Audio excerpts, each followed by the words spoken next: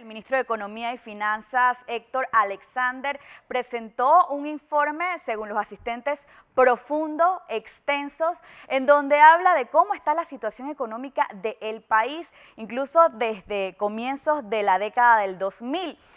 Tenemos con nosotros al profesor economista Felipe Argote para que hablemos un poco de este informe. Bienvenido a Next Noticias, profesor. ¿Qué tal? Buenas noches. Qué bueno que estoy aquí con ustedes. Profesor Argote, hablemos de este informe. Se hablan de números rojos, se habla de que nuestra situación está bastante grave y de que vamos a necesitar más préstamos. ¿Sus primeras impresiones? ¿Les sorprendió algo de este informe? No me sorprendió. Realmente la parte positiva es que se dieron las cifras correctas, no están maquilladas, no se escondieron cifras, están todas las cifras, o casi todas. A mí me hubiera gustado ver otras más. ¿Cómo cuáles? El Producto Interno Bruto a precios corrientes desapareció de los informes del gobierno, porque realmente la caída del Producto Interno Bruto a precios corrientes, que es lo que siempre se usa, es de 20.7% y no de 17.9%, pero igual, o sea, eso no cambia. O sea, el informe plantea cosas reales, por ejemplo, que las instituciones financieras piensan que Panamá es uno de los países que más crece este año con 9.9%, pero no dice que estas son las instituciones que esperaban que Panamá cayera 9% y caímos 20%. Entonces, las instituciones financieras no son las que esperan que se haga un buen manejo de las variables macroeconómicas, pero si no se hace, va a ser lo mismo. Además, si nosotros caemos 20%, recuperar 2.9 no es nada. Si Costa Rica cayó 5%, Costa Rica con aumentar 3 ya está casi al nivel, o aumentando 5 ya está al nivel que estaba el año antes de la pandemia. Nosotros creciendo 9, que no es 9 de lo que estábamos, es 9 de lo que caímos. Así que si nosotros caímos 20% y el número fuera 100, caímos 80. Crecer 9 no es 90, es 89. Entonces va a ser, y eso en el caso que fuera así, que sí es posible que crezcamos o que recuperemos una parte de lo caído, pues cuando tú agarras una lata y la aplastas al máximo, al final se sopla sola. Y esa es parte del problema. O sea, 1.300 millones de déficit en cuenta corriente significa que vamos a pedir 1.300 millones de dólares solamente para cubrir los gastos de funcionarios que tienen doble salario porque están con licencia con sueldo y luego están cobrando otro, con asesores de 90 años que seguramente no van a asesorar, con gente jubilada que tiene un salario de 2.500 dólares jubilado y todavía le dan un salario de 5.000 o 6.000 o 7.000 como asesor, realmente, o para darle la piñata a los diputados para que le den ingresos a sus copartidarios y a sus activistas, realmente no tiene ninguna justificación en un país donde la gente que puso la plata y la gente que lo va a pagar, que son los trabajadores del Suntrack, los trabajadores vendedores, los trabajadores clase media, los que trabajan todos los días y pagan impuestos, son los que pagaron esa cuenta, y resulta que esa gente, cientos de miles que están ahora mismo con contratos suspendidos, le dieron 100 dólares, mientras hay funcionarios que están cobrando 5, 6 y 7.000 dólares estando en su casa viendo televisión. Profesor, y precisamente esto es algo que tal vez nos impacta un poco, decir que Panamá ni siquiera tiene para poder pagar pues sus gastos regulares. Y el tema de planilla, que también es algo importante, que se habla incluso hasta de un crecimiento en el tema de planillas. Pero además, esto es sin ver el tema de inversión y de otros préstamos, que se habla de 6.000 millones de dólares que vamos a necesitar en préstamos. Bueno, de eso se trata, 6.000 millones de dólares, de lo cual una tercera parte se va a ir para cubrir gastos corrientes. Una tercera parte aproximadamente es para pagar deudas, que ya pediste. Acuérdate que las deudas aumentaron casi en 9.000 millones de dólares. O sea, en un año aumentó la deuda más que cualquier otro periodo presidencial anterior.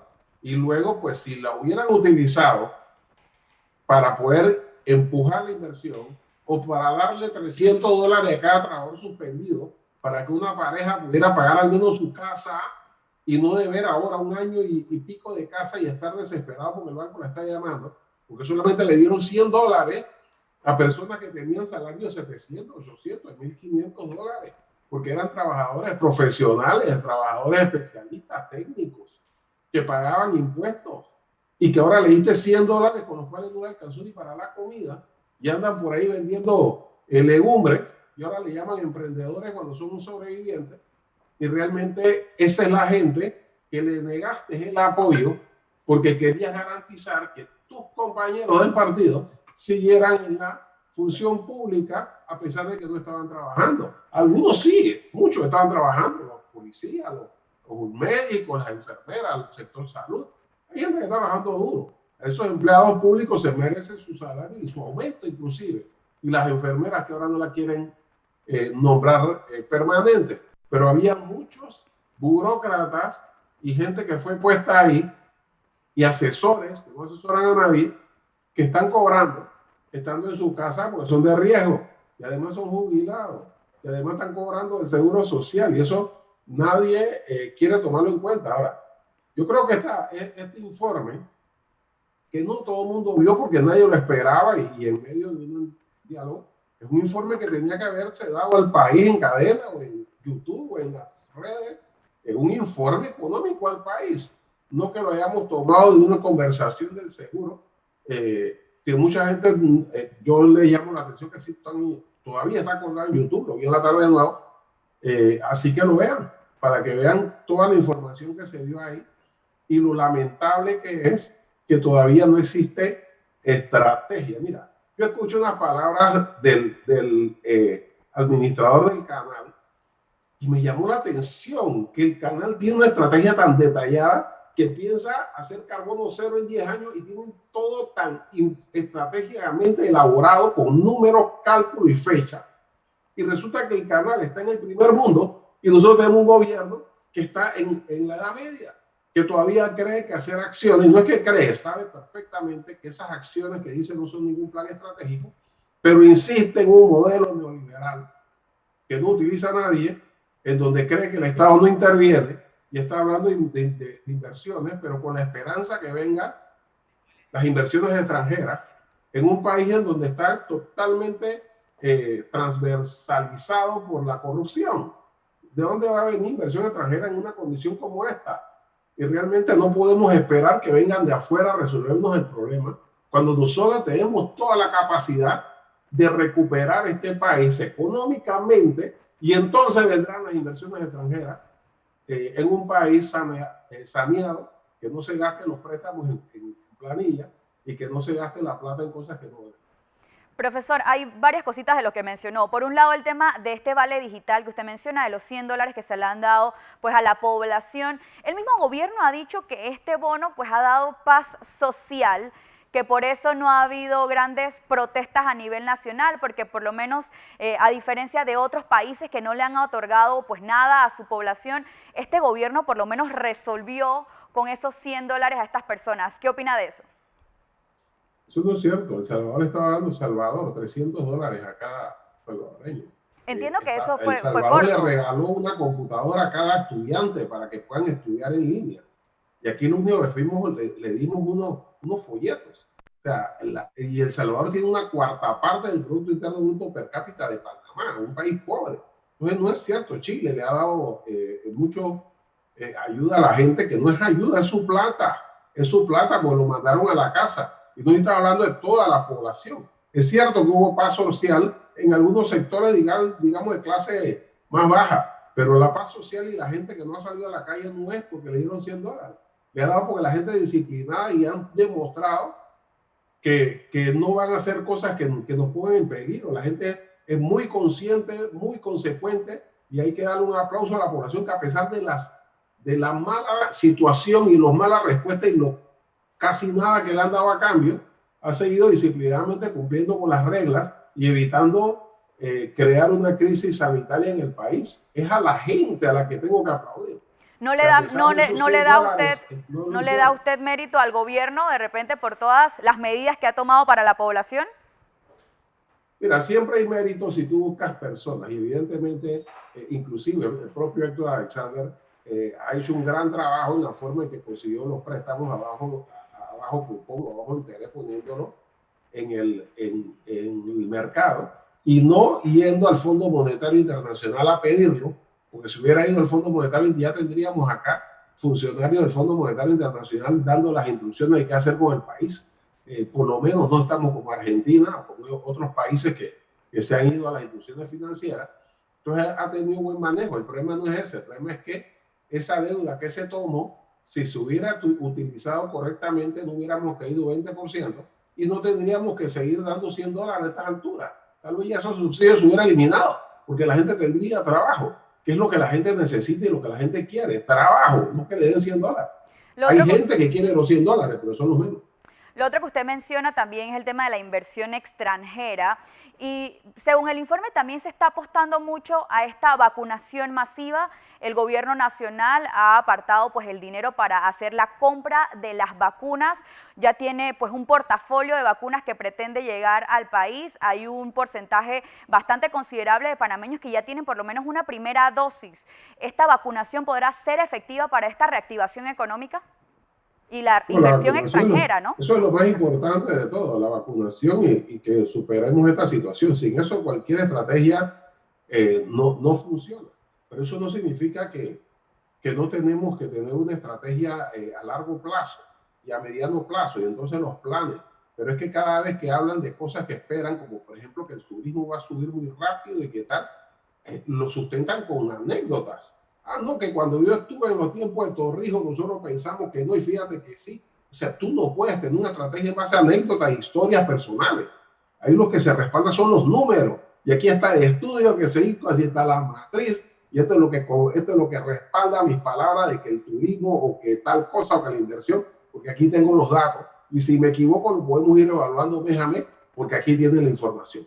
No me diga que el turismo va a venir, porque eso ya pasó cuando yo estaba joven. Eso es una historia. Así no se hace estrategia.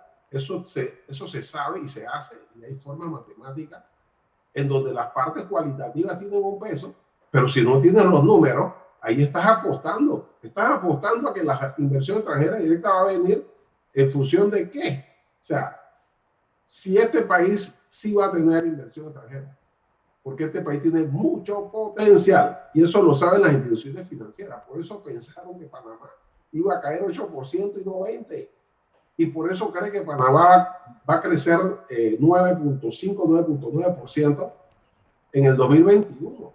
Pero si siguen tomando estas decisiones incorrectas, las instituciones financieras internacionales se van a equivocar como se equivocaron en el 2020. Ya para ir finalizando, profesor, en el tema de reactivación económica, usted ha mencionado que siente que el gobierno nacional tiene solamente acciones y eso no es un plan. Entiendo que CONEP también se acaba de reunir con el gobierno para poder plantearles también sus propuestas para que se hagan en conjunto. ¿Podría decirme usted algo básico que podríamos considerar sí como un plan estratégico de reactivación económica? Mira, es que hay planes, no hay planes, hay estrategias. O sea, yo presenté una estrategia en diciembre que se llama muy bien, este es el plan que publiqué, que es un documento completo en donde se establecen estrategias en base a un análisis. Guillermo Chapman, hace una semana o dos, acaba de publicar un proyecto de una propuesta de estrategia. Hay grupos sindicales que han hecho documentos de estrategia. Hay un foro alternativo que ha presentado documentos sobre... O sea, que hay gente trabajando sobre estrategia.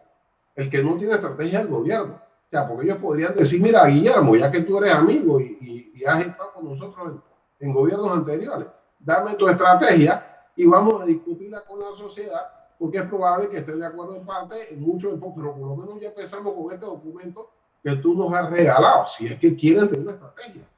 Aunque sea una estrategia que yo no esté de acuerdo, pero debe haber al menos el interés en llevar a cabo una estrategia. Pero como lo que vemos, ha mencionado, no hay ningún interés. pero lo que ha mencionado el gobierno, no debe haber estrategia. Profe, pero lo que ha mencionado el gobierno de las acciones de repente con los bancos, con estos préstamos suaves, o sea, ¿eso no es parte de un plan estratégico? Para nada, esos son planes a corto y mediano plazo. Entonces, cuando tú tienes planes, mira, nunca vas a tener una táctica correcta si no tienes estrategia correcta. Si tú no tienes estrategia, lo que estás diciendo son tácticas, pero tú no puedes tener tácticas si no tienes una estrategia, y menos si no tienes ninguna. Entonces, ¿qué es una táctica? Los bancos dicen que el gobierno le sirva de fiador a los que quieren comprar casa. Yo no estoy de acuerdo con eso, porque eso va a ser una burbuja inmobiliaria. Si el banco te puede prestar, a pesar de que sabe que tú no le vas a pagar, porque el gobierno le paga, ellos le van a prestar a cualquier persona que no tenga capacidad, y vamos a ver un poco de diputados con unas mansiones pagadas por un préstamo bancario que no van a pagar nunca, y cosas. Yo no estoy de acuerdo con eso. Esas son medidas, esas son acciones que ellos creen que son convenientes para resolver su problema, de la gente que no le paga o que no le ha pagado, que yo entiendo que estén asustados también. Pero esas son medidas, acciones. Eso es una lista de deseos. Esta es mi lista, Santa Claus, y aquí se la mando, la del sindicato industrial, que quiere una cuarta parte de esos 4.000 millones, yo no sé para qué, para seguir creando empresas zombies. Hay una cantidad de cuestiones que quieren que se eliminen los impuestos municipales para impulsar el turismo. Y yo digo, bueno, y si quitan los impuestos municipales, ¿no te preocupa que va a haber una pila de basura en la entrada del pueblo? Porque el municipio no va a tener plata para recogerlo. Entonces, esas son medidas que pueden ser contradictorias. Si tú le preguntas al sector agropecuario, va a decir, bueno, la medida es impulsar el agro. Pero si le preguntas a otro sector, va a decir, yo puedo poner plata si hacemos un centro logístico de alimentación latinoamericano, donde venga todo el producto agrícola de Latinoamérica, y así bajamos el precio de la comida y aprovechamos la logística. Y el sector agrícola va a decir, no, es que eso no me conviene porque me van a bajar los precios de los productos y yo no voy a ganar nada, voy a perder. Entonces, por eso hay una estrategia. ¿Cuál va a ser, hacia dónde va el país? Una estrategia gruesa, una visión de país. Sobre esa base, entonces, ¿qué vamos a priorizar? La logística, el sector agrícola, vamos realmente a crear industria para competir con los chinos, o qué vamos a hacer con este país para poder llevarlo correctamente. Entonces ahí viene el análisis macroeconómico, ahí se ponen los números, las cifras, la matriz, y se llegan a consensos. A partir de eso, tú te vas a dar cuenta que muchas de las tácticas que tenían no son viables, porque contradicen la estrategia, que no es una estrategia de este gobierno, es una estrategia a largo plazo. Perfecto. Muchas gracias, profesor Felipe Argote, por acompañarnos hoy en el Noticiero Estelar de Next Noticias. Bueno, gracias a ti por la invitación.